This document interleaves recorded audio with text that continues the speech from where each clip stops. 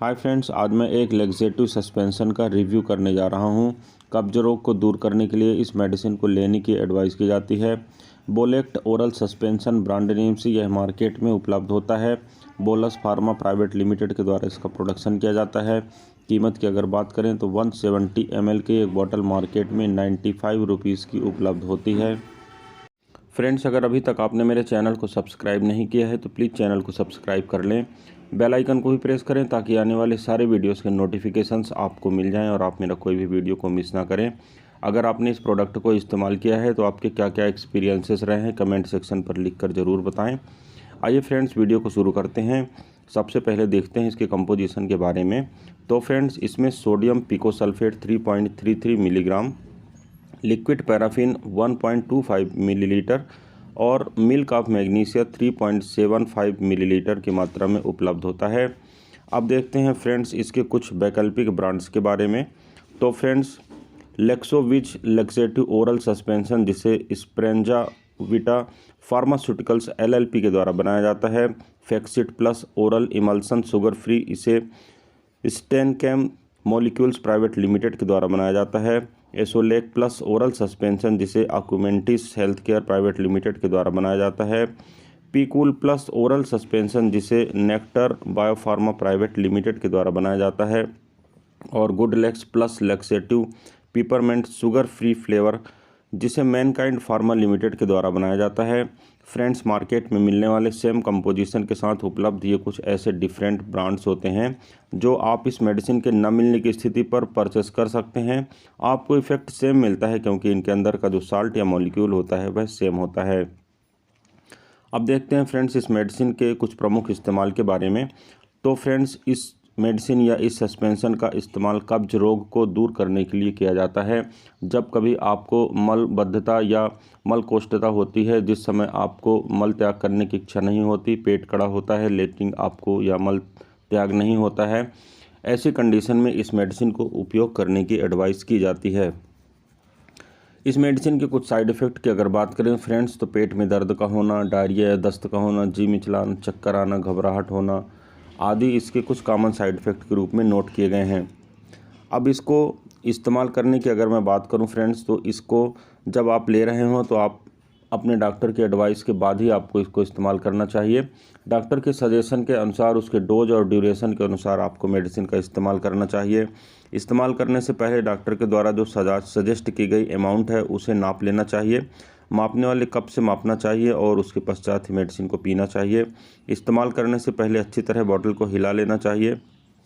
इस मेडिसिन को भोजन के साथ भी लिया जा सकता है, भोजन के पहले भी लिया जा सकता है और भोजन के बाद में भी लिया जा सकता है। परंतु आप मेडिसिन को अगर एक स्पेसिफिक निश्चित समय पर लेते हैं तो मेडिसिन की एफिकेसी बढ़ती है। अब देखते हैं फ्रेंड्स यह मेडिसिन काम कैसे करती है। तो फ्रेंड्स, कंपोजिशन के सेक्शन में मैंने आपको पहले ही बताया है कि इसमें 3 प्रकार के लैक्सेटिव कंटेंट होते हैं। इसमें सोडियम पिकोसल्फेट होता है, लिक्विड पैराफिन होती है और मिल्क ऑफ मैग्नीशिया होता है। सारी चीज़ें एक इंटीग्रेटेड वर्क करती हैं और कब्ज से आपको राहत प्रदान करती हैं। सोडियम पिकोसल्फेट जो होता है वह एक हाई क्वालिटी का लैक्सेटिव होता है। यह मल को आगे बढ़ाने के लिए और पेरिस्टालसिस मूवमेंट के लिए रिस्पॉन्सिबल होता है, यानी पेरिस्टालसिस मूवमेंट को बढ़ा देता है। लिक्विड पैराफिन एक लुब्रिकेंट होता है और यह मल में पानी और वसा की मात्रा को बनाने में मेंटेन करने में मदद करता है। जबकि मिल्क ऑफ मैग्नीशिया जो होता है एक ऑस्मोटिक लैक्सेटिव होता है, जिसके कारण आंतों में पानी को खींच लिया जाता है, जिसके कारण मल नरम हो जाता है और मल त्याग करने में आसानी होती है। इस प्रकार फ्रेंड्स, तीनों मेडिसिन एक इंटीग्रेटेड वर्क करती हैं, जिसके कारण आपका कब्ज दूर हो जाता है और आप राहत महसूस करते हैं। कब्ज को दूर करने के लिए आपको इस मेडिसिन को लेने की एडवाइस की जाती है। अब फ्रेंड्स, कुछ आपको मैं हेल्दी हैबिट्स बताता हूं जिनके कारण आप कब्ज रोग से दूर रह सकते हैं। आपको भोजन में अधिक मात्रा में फाइबर्स का उपयोग करना चाहिए। कम से कम 20 से 30 या 40 ग्राम फाइबर को आपको प्रतिदिन कंज्यूम करना चाहिए किसी भी फॉर्म में, चाहे वह लिक्विड फाइबर हो चाहे वह सॉलिड फाइबर हो। पानी कम से कम दिन भर में आपको 8 से 10 गिलास की मात्रा में धीरे धीरे करके पीना चाहिए। प्रति सप्ताह में कम से कम 5 बार आपको नियमित रूप से व्यायाम करना चाहिए, एक्सरसाइज करना चाहिए लगभग आधे घंटे के लिए। मल को आपको रोक कर नहीं रखना चाहिए क्योंकि इससे आंतों की समस्याएं बढ़ती हैं और बिगड़ सकती हैं।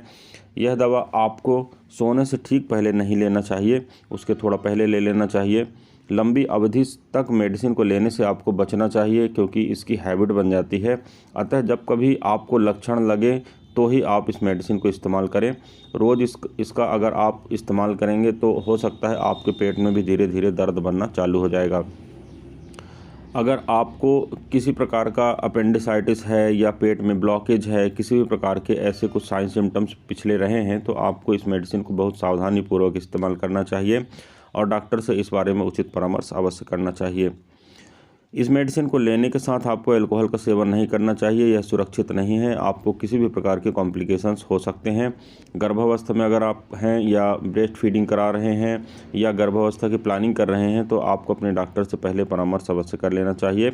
किडनी रोग और लिवर रोग से जुड़ी किसी समस्या का अगर आप सामना कर रहे हैं तो बेहतर होगा कि डॉक्टर के परामर्श पर ही आप मेडिसिन का उपयोग करें। अब फ्रेंड्स, कुछ बातें मैं आपको बता देना चाहता हूं कि आपको सबसे पहले तो इस मेडिसिन को इस्तेमाल करने के पहले एक्सपायरी डेट को चेक कर लेना चाहिए। जिस पैकेट में यह या जिस बॉटल में यह मेडिसिन आपको उपलब्ध कराई गई हो उसी में आपको रखे रहने देना चाहिए और इस्तेमाल ना किए जाने पर या दवा का इस्तेमाल समाप्त हो जाने के पश्चात उसकी जो बॉटल होती है या बची हुई मेडिसिन होती है उसका निपटान सुनिश्चित करना चाहिए और यह सुनिश्चित करना चाहिए आपको कि पालतू जानवरों, बच्चों या और अन्य लोगों के द्वारा इसका सेवन नहीं किया गया है। अब फ्रेंड्स, कभी कभी यह पूछा जाता है कि अगर मैं अधिक मात्रा में इस मेडिसिन का इस्तेमाल करता हूं तो क्या होगा। तो फ्रेंड्स, मैं आपको बता देना चाहता हूं कि इस मेडिसिन को अधिक मात्रा में ले लेने के कारण आप डायरिया या कि दस्त का शिकार हो सकते हैं। अगर आप डायरिया का अनुभव करते हैं यानी अगर आपको दस्त लगता है तो बहुत सारा आपको पानी या लिक्विड कंटेंट लेना चाहिए। अगर लगातार दस्त बना रहता है तो आप डिहाइड्रेशन के शिकार हो सकते हैं। गहरे रंग का पेशाब हो सकता है, पेशाब में कमी हो सकता है या पेशाब में बदबू हो सकती है। ऐसे किसी भी प्रकार के लक्षण अगर आप में दिख रहे हैं तो आपको अपने डॉक्टर से उचित परामर्श अवश्य करना चाहिए और डॉक्टर के सजेशन के अनुसार आपको दस्त को रोकने का उपाय करना चाहिए।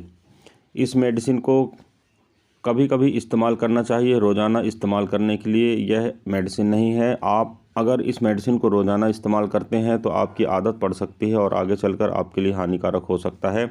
इसलिए बेहतर होगा कि आप जब कभी कभार इस मेडिसिन का इस्तेमाल करें, यह आपके लिए अधिक बेहतर होगा। क्रॉन्स डिसीज़ एक डिसीज़ होती है जो पेट से संबंधित होती है। इस प्रकार की अगर आपको बीमारी है तो आपको किसी भी प्रकार का लैक्सेटिव का इस्तेमाल करना सुरक्षित नहीं होता है। अल्सरेटिव कोलाइटिस अगर आपको है उस कंडीशन पर भी आपको मेडिसिन का इस्तेमाल नहीं करना चाहिए। अपेंडिसाइटिस से अगर आप जूझ रहे हैं या पेट में किसी भी प्रकार के ब्लॉकेज हैं तो उस कंडीशन में आपको लैक्सेटिव का सेवन नहीं करना चाहिए, यह आपके लिए हानिकारक हो सकता है। किसी भी कंडीशन में अगर आपको मेडिसिन लेने की आवश्यकता पड़ती है तो आपको अपने डॉक्टर से पहले परामर्श अवश्य करना चाहिए। तो फ्रेंड्स, ये था एक छोटा सा रिव्यू मेडिसिन के ऊपर। मैं उम्मीद करता हूँ फ्रेंड्स यह वीडियो आपको पसंद आया होगा। अगर वीडियो आपको पसंद आता है तो प्लीज़ वीडियो को लाइक करें, चैनल को सब्सक्राइब करें, वीडियो को शेयर करना बिल्कुल भी ना भूलें। इस वीडियो में फ्रेंड्स बस इतना ही। किसी अन्य अच्छे इंटरेस्टिंग टॉपिक के साथ आपसे फिर मुलाकात करता हूँ। तब तक के लिए गुड बाय। आपका दिन शुभ हो। जय हिंद।